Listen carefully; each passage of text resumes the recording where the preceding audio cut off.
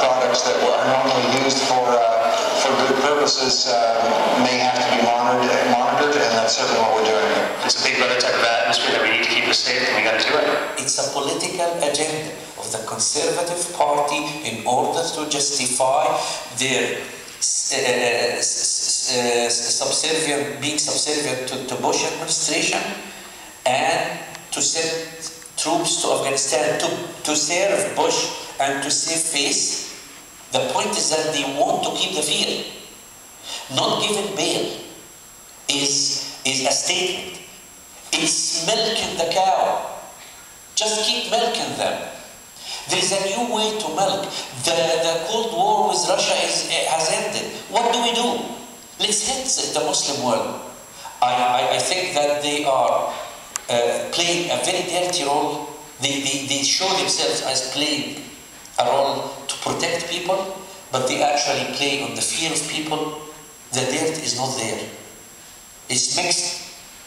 And thrown on us and say, see how dirty you are, I'm going to clean you up. You throw the dirt on us in the first place to keep this fear, state of fear in their mind in order to keep the government doing what they want to do, actually. Tariq is right. There's a name for when governments inflict damage upon themselves and blame it on another group: false flag terror. It's a common political tactic that dates back to the time of the Roman Empire, when Emperor Nero burned Rome and blamed it on the Christians. Recently and historically, governments have used the tactic of false flag terrorism to further political agendas and unite public opinion. Though not as serious an offender as some, Canada is one of those countries.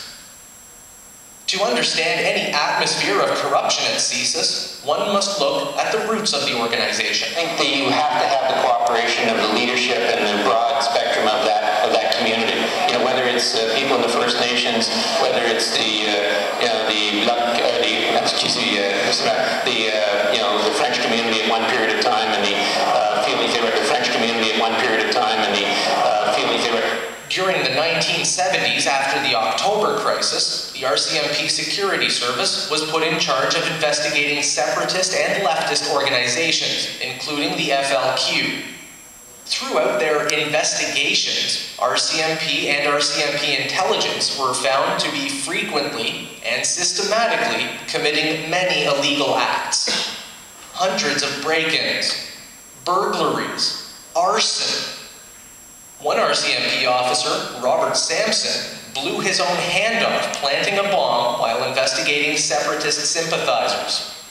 During his trial for that incident, Sampson said that he had, quote, done much worse for the RCMP.